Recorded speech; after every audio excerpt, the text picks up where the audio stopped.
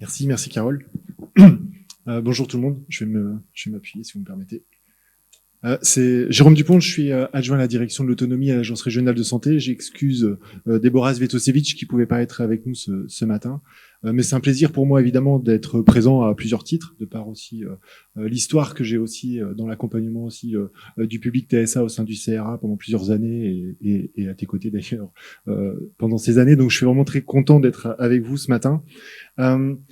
Carole m'a demandé évidemment d'aborder un petit peu le sujet aussi de toute l'évolution de notre politique ces dernières années sur le champ de l'autisme et sur le champ du handicap plus largement, notamment avec l'évolution très forte qu'on a portée depuis plus d'une dizaine d'années maintenant aujourd'hui sur cette société inclusive et comment finalement faire en sorte que l'accompagnement des personnes en situation de handicap, qui était auparavant un sujet réservé à quelques professionnels, à quelques experts notamment, deviennent un vrai sujet d'accompagnement dans la société et puisse permettre de changer le regard de la société également vis-à-vis des personnes en situation de handicap. Depuis la loi de 2005, beaucoup de chemin a été parcouru sur ce point et l'autisme notamment a été aussi, et les politiques tournées vers l'autisme ont été aussi des éléments moteurs pour le changement de nos stratégies d'accompagnement, notamment avec les différents plans autisme qui se sont succédés, deuxième, troisième plan, qui ont vraiment permis en fait de renforcer les connaissances, d'asseoir aussi les recommandations de bonne pratique, avec les recommandations HAS, on en parlait il y a quelques instants, mais qui ont été aussi des jalons très forts pour donner des orientations dans l'accompagnement et aider aussi à la professionnalisation des équipes médico-sociales, sanitaires et sociales, et a permis finalement de mettre en place des actions de formation, des journées comme celle-ci d'ailleurs, qui accompagnent aussi le développement des connaissances sur le sujet de l'autisme. Renforcement de la formation, reconnaissance des centres ressources autisme aussi, qui jouent toujours d'ailleurs et qui ont joué un rôle très important aussi dans l'accompagnement des publics TSA. Et puis une évolution de nos politiques qui a amené cet enjeu de l'inclusion. Alors, l'enjeu de l'inclusion, c'est aussi un enjeu de porter un regard différent sur les personnes en situation de handicap, sur les personnes elles-mêmes, mais aussi sur leur environnement, sur leur entourage. C'est la reconnaissance aussi de la parole des aidants, c'est l'accompagnement des aidants, et c'est aussi, surtout, l'accompagnement du milieu ordinaire, qu'on appelle milieu ordinaire, mais en tout cas du milieu non spécialisé. On en a ici un bon exemple dans la salle, où on a à la fois des acteurs du médico-social, du sanitaire, des acteurs du loisir, des acteurs du sport qui sont également présents, des aidants, et toute cette dynamique finalement nécessite bien évidemment davantage de coordination, mais et une richesse aussi très importante. Changement de regard dans l'accompagnement des personnes, parce que c'est aussi reconnaître que une personne en situation de handicap qui pratique du sport, qui pratique des activités sociales, qui peut se rendre au cinéma, qui peut se rendre dans un musée, qui peut participer à d'autres actions et donc améliorer sa participation sociale, ça fait aussi partie de l'accompagnement de la personne et c'est aussi une richesse très forte pour l'augmentation de ses compétences et son inclusion dans la société. On a beaucoup travaillé ces dernières années sur le repérage, le diagnostic, d'abord pour repérer beaucoup plus tôt. On est parti il y a plusieurs années déjà avec un diagnostic qui se posait très tardivement sur l'autisme. Les différentes politiques et l'amélioration des compétences a permis évidemment de réduire ce délai. On a mis en place aussi aujourd'hui dans la stratégie nationale autisme qui a suivi les plans, des orientations qui permettent de repérer les troubles du neurodéveloppement, et donc l'élargissement des politiques TSA à l'ensemble des troubles du neurodéveloppement est un élément fort aussi de la dernière stratégie 2018-2022, qui a permis de mettre en place ce qu'on appelle les plateformes de coordination d'orientation sur le repérage des enfants avec un potentiel trouble du neurodéveloppement, de les orienter vers des professionnels qui vont les aider dans la réalisation de bilans et d'interventions précoces pour ensuite leur permettre de développer leur maximum de compétences là où la plasticité cérébrale est la plus importante entre 3 et 6 ans notamment. Beaucoup travaillé sur le repérage, donc sur le diagnostic également. On a aussi beaucoup travaillé sur la formation des équipes au diagnostic. Et puis, on a évidemment travaillé sur l'accompagnement. L'accompagnement, il se fait pas uniquement dans les structures médico-sociales, il se fait pas uniquement à l'hôpital, il se fait aussi par le développement de ressources. On travaille aujourd'hui, on était encore la semaine dernière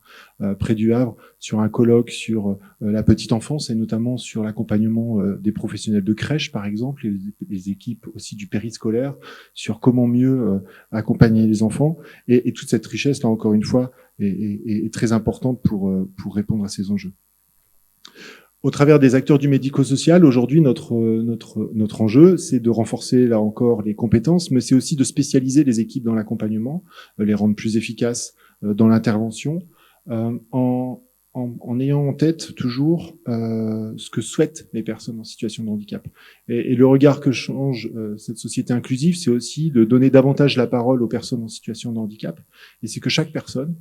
puisse définir son projet et son orientation, et que nous, professionnels, nous puissions les accompagner dans ces choix et non l'inverse. Et c'est un changement de paradigme important et que nous essayons de porter, notamment dans toutes ces démarches d'autodétermination, d'empowerment, qui sont aujourd'hui des enjeux très importants dans nos politiques. L'accompagnement aussi des acteurs du médico-social se veut aussi être une ressource pour tous les acteurs du milieu dit ordinaire. Et donc l'enjeu, c'est aussi de renforcer la présence de nos structures médico-sociales bien au-delà des murs des établissements tels qu'on pouvait l'avoir auparavant, en accompagnant à l'école, en accompagnant à la maison, en accompagnant dans les différents lieux de prise en charge des jeunes. Et là aussi, c'est des compétences différentes, c'est des interactions entre les professionnels qui nécessitent davantage de coordination des services entre eux. Cette spécialisation, elle a forcément amené à cette spécialisation, entraîne forcément un enjeu de coordination beaucoup plus important qu'auparavant. Il est aujourd'hui beaucoup plus difficile de coordonner l'accompagnement d'une personne en situation de handicap dans son milieu de vie, plutôt que de l'accompagner uniquement au sein d'une structure. Et c'est tout l'enjeu de la coordination et des politiques que l'on mène.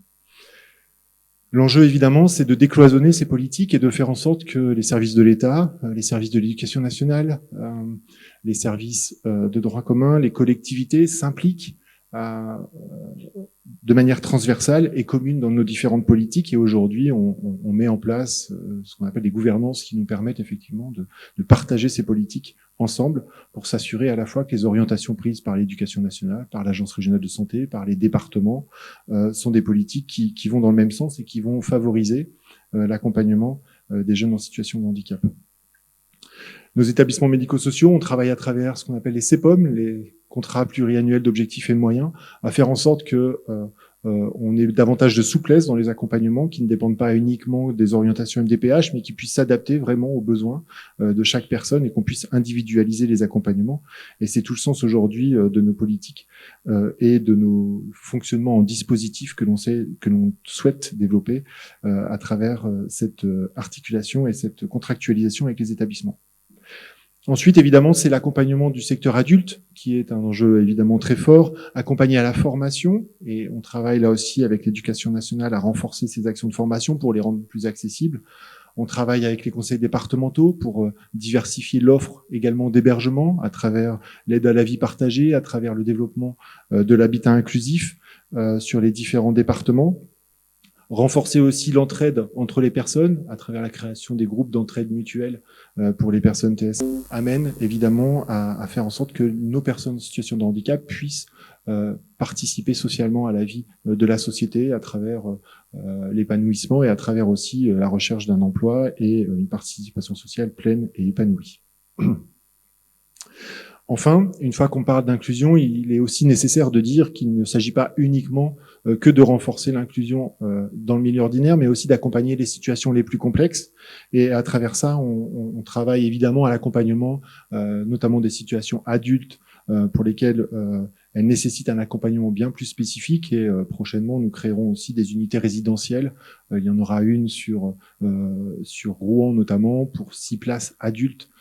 TSA très sévère qui permettra effectivement un accompagnement en milieu résidentiel adapté pour les situations les plus complexes qui aujourd'hui se retrouvent souvent en inadéquation d'accompagnement, souvent en hospitalisation long cours d'ailleurs, et pour lesquels il est nécessaire d'intervenir.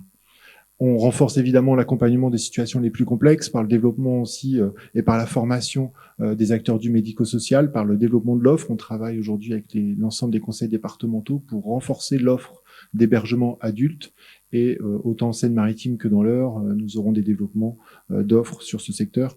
qui permettra aussi de diversifier l'offre, car souvent dans le secteur adulte en médico-social, bien souvent cette offre n'est que globale finalement et n'inclut à la fois que l'accompagnement de jour et également de soir et de nuit et donc de l'accompagnement d'hébergement. Et il est aussi nécessaire de renforcer d'autres alternatives, notamment sur l'accueil de jour, pour permettre aussi à des adultes de pouvoir être accompagnés de jour dans nos différentes structures. Et c'est en ça où on force évidemment beaucoup nos politiques sur ce point. Voilà, beaucoup de choses à dire. On pourra parler également du vieillissement, où on essaie d'accompagner aussi au vieillissement de nos publics en situation de handicap dans nos établissements, et on développe aussi un certain nombre d'actions sur ce volet. On pourrait évidemment en parler encore très longtemps, on aurait beaucoup de choses à dire, mais voilà globalement ce que je voulais vous dire en termes de message. Ce matin, c'est qu'aujourd'hui on tente vraiment et on est très satisfait aujourd'hui aussi des organisations que l'on met en place et des services tels que ces journées que vous mettez en place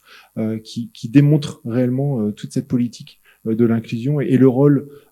très important que tout le monde joue, que ce soit la personne elle-même, mais évidemment tous les professionnels, qu'ils soient du médico-social, du sanitaire, mais aussi de l'accompagnement en milieu ordinaire. Je pense évidemment au club de loisirs, au club de sport, je pense évidemment à tous ces professionnels qui accompagnent les personnes et qui rendent finalement notre société plus inclusive et qui changent le regard de la société. Merci beaucoup.